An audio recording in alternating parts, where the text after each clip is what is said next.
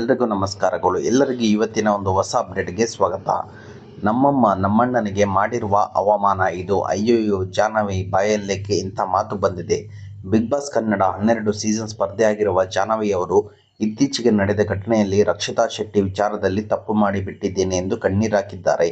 ನನಗೆ ಬೇಜಾರಾಗ್ತಿದೆ. ಗೊತ್ತಿದ್ದು ತಪ್ಪುಗಳನ್ನು ಮಾಡಿಕೊಂಡು ನಮ್ಮ ಗುಂಡಿಯನ್ನು ನಾವೇ ತೋಡಿಕೊಂಡಿದ್ದೇವೆ ಎಂದು ಗಳಗಳನೆ ಕಣ್ಣೀರಿಟ್ಟಿದ್ದಾರೆ. ರಕ್ಷಿತಾ ಶೆಟ್ಟಿಯನ್ನು ಅಶ್ವಿನಿ ಗೌಡ ಮತ್ತು ಜಾಹ್ನವಿ ಪುಟ್ಟಕಂದ ಅಂತ ಮೇಲ್ನೋಟಕ್ಕೆ ಪ್ರೀತಿಯಿಂದ ಕರೀತಿದ್ರು.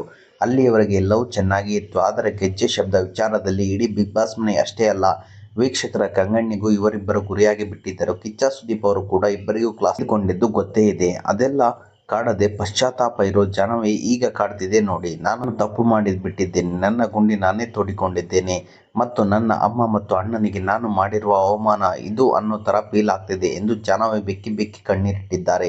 ನನಗೆ ಬೇಜಾರಾಗ್ತಿದೆ. ಗೊತ್ತಿದ್ದು ತಪ್ಪುಗಳನ್ನು ಮಾಡಿಕೊಂಡು ಅಲ್ವಾ. ನನಗೆ ಪಾಪ ಎಲ್ಲರೂ ಸಪೋರ್ಟ್ ಮಾಡಿದ್ರು, ನೀನು ಬಿಗ್ ಬಾಸ್ಗೆ ಹೋಗು ಅಂತ ಮನೆಯಲ್ಲಿ ಎಲ್ಲರೂ ಪುಷ್ ಮಾಡಿ ಕಳಿಸಿದ್ರು. ಒಂದು ವೇಳೆ ನಾವು ಸುಮ್ಮನೆ ನೆಗೆಟಿವ್ ಮಾಡಿಕೊಂಡು ಹೋದರೆ ಅದೆಲ್ಲ ವೇಸ್ಟ್ ಆಗುತ್ತೆ. ಗೊತ್ತಿಲ್ಲದೆ ತಪ್ಪಾದರೆ ಒಂಥರ ಗೊತ್ತಿದ್ದು ತಪ್ಪು ಮಾಡಿದ್ದೇವೆ, ನಮ್ಮ ಗುಂಡಿಯನ್ನು ನಾವೇ ತೋಡಿಕೊಂಡಿದ್ದೇವೆ. ಒಂದು ವೇಳೆ ನಾನು ಹೊರಗೆ ಹೋದರೆ ಬಿಗ್ ಬಾಸ್ಗೆ ಒಂದು ನೆಗೆಟಿವ್ ಮಾಡಿಕೊಂಡು ಹೊರಗೆ ಬಂದು ಅಂತ ಆಗುತ್ತೆ.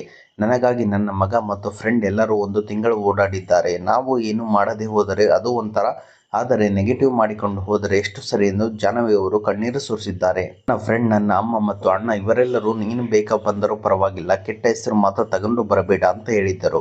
ಈಗ ನಾನು ಅವರಿಗೆಲ್ಲ ಮಾಡಿರುವ ಅವಮಾನ ಅನ್ನೋ ಥರ ಫೀಲ್ ಆಗ್ತಿದೆ. ನಮ್ಮ ಮನೆಯಲ್ಲಿ ನನ್ನ ಅಣ್ಣ ಎಲ್ಲ ಅಂತಂದರೆ ಇದೆಲ್ಲ ಯಾರೂ ಸಹಿಸಲ್ಲ. ಆ ಹುಡುಗಿಗೆ ಹೋಗಿ ನೀನು ಹಿಂಗೆ ಮಾಡಿದೆಲ್ಲ, ಅವಳಿಗೆ ಅಷ್ಟು ಅಳಿಸಿದೆಲ್ಲ ಸಿಲ್ಲಿ ಅನಿಸಿದೆ ಅಂತ ಎಲ್ಲರೂ ಅಂದುಕೊಂಡಿದ್ದಾರೆ ಎಂದಿದ್ದಾರೆ ಜಾಹ್ನವಿ ಅವರು.